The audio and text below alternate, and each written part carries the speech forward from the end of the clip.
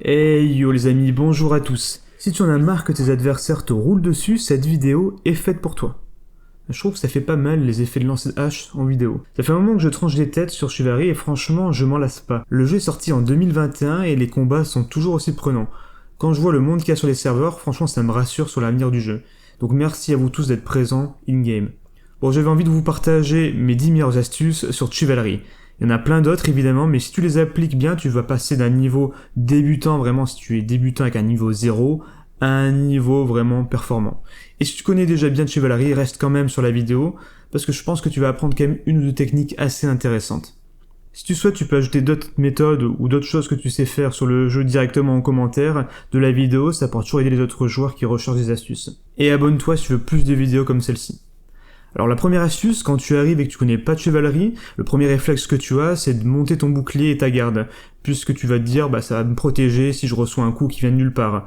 Alors ça, c'est vraiment la pire erreur à ne pas commettre, puisque quand tu vas faire ça, tu vas épuiser ta barre d'endurance, elle va vite se vider, et quand quelqu'un va te mettre un coup de pied que tu auras à ta garde, tu vas être sonné pendant quelques secondes, à peu près une seconde et demie. Quand t'es sonné, tu vas être vulnérable, tu pourras plus bouger, tu pourras plus esquiver, et tu pourras plus attaquer. Donc en fait, tu vas te faire enchaîner très rapidement. En général, quand tu prends un coup de pied et que ça casse ta garde, tu te fais tuer très peu de temps après. Alors ne lève jamais ta garde en permanence, mais juste au dernier moment, avant que le coup ne te touche. Ça va surprendre ton adversaire qui va pas s'y attendre, et tu pourras ensuite enchaîner avec un autre coup derrière et peut-être faire un combo. A l'inverse, si tu vois évidemment un joueur avec la garde qui est tout le temps enlevé, là tu peux en profiter. Tu peux facilement lui mettre un coup de pied et l'enchaîner très rapidement pour le tuer très rapidement. Je dirais que si tu dois utiliser une seule méthode offensive sur Chivalry, c'est de faire la feinte. Ça paraît tellement évident pour les joueurs qui connaissent, mais en fait je vois pas beaucoup de monde qui le fait pourtant.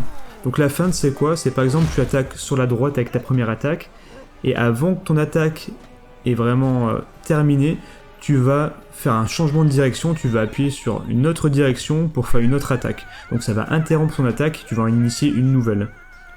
Tu peux utiliser ça pour faire des attaques avec une masse, une épée à deux mains, à une main, une hache à deux mains, ça passe avec tout et c'est très efficace. Le truc, tu te dis peut-être, si l'attaque elle est interrompue, c'est qu'elle est plus longue, donc ça me rend peut-être vulnérable. Alors là non, pas du tout. Chivalry, c'est un jeu où il y a un rythme. Quand tu casses le rythme d'un combat, ton adversaire il ne sait plus s'il doit attaquer ou défendre. En fait, il va être un peu perdu pendant quelques secondes. Ce temps, il faut que tu l'utilises pour l'attaquer et pour le tuer très rapidement. Ensuite, la grosse astuce qui peut surprendre, c'est que les coups en feinte qui viennent du haut, ils arrivent parfois en diagonale et pas strictement à la verticale. Ce qui veut dire, c'est que tu vas pouvoir contourner la parade de ton adversaire et le toucher même si sa garde est levée. Donc ça va être super utile parce que même avec sa garde levée, il va pas comprendre, il va se prendre quand même un coup. Moi j'adore faire ça parce qu'en général, il y a pas mal de joueurs qui comprennent pas l'astuce et ils sont complètement perdus ensuite. Il y a un dernier truc à savoir sur la feinte, c'est un peu long mais c'est utile, c'est que ça prolonge ton mouvement et ta portée.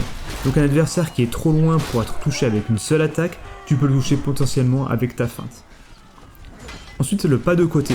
Le pas de côté, c'est pas vraiment une méthode de combat à proprement parler, c'est juste quand tu es face à un adversaire, tu te décales en marchant sur le côté pour éviter son attaque. Ton personnage, à ce moment-là, il va lever sa garde comme s'il voulait parer, mais il va simplement se décaler sur le côté.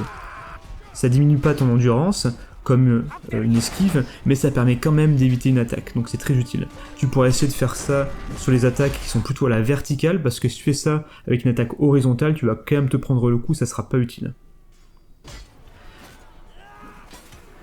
Parlons des combos. Normalement, tu es censé pouvoir faire plusieurs attaques rapides avec n'importe quel type d'arme, mais ces attaques, prises indépendamment les unes des autres, elles sont assez lentes. C'est ce que te permet de faire les combos, c'est vraiment d'enchaîner rapidement plusieurs coups pour ne pas être bloqué et multiplier tes attaques, c'est vraiment utile. Donc le combo, comment tu le fais?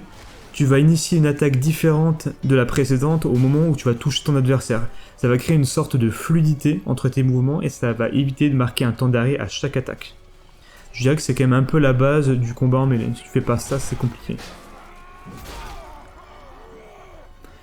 Bon maintenant, un truc très évident, mais je le dis quand même, une attaque latérale, tu dois l'esquiver vers l'arrière, tandis qu'une attaque venant du haut, tu dois l'esquiver sur le côté.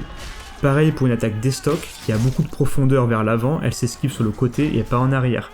Si tu essaies d'esquiver en arrière une estoc, tu risques de quand même te prendre le coup. Donc ça sortait, tu ne te tiens pas à la même distance de ton adversaire.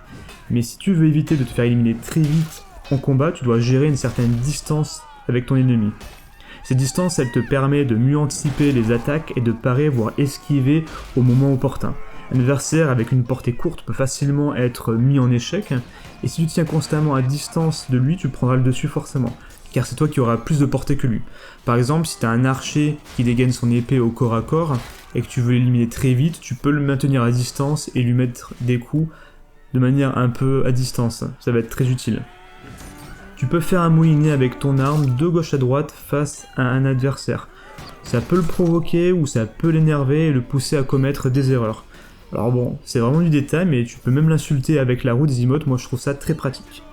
En tout cas, essaye de le faire en plein combat, c'est assez stylé. Bon, c'est tout les amis, j'espère qu'après cette vidéo vous allez tout déboîter sur le champ de bataille, et surtout, n'oubliez pas de mettre un petit pouce sur la vidéo, ça m'aide beaucoup et ça m'encourage pour faire de nouvelles vidéos pour vous.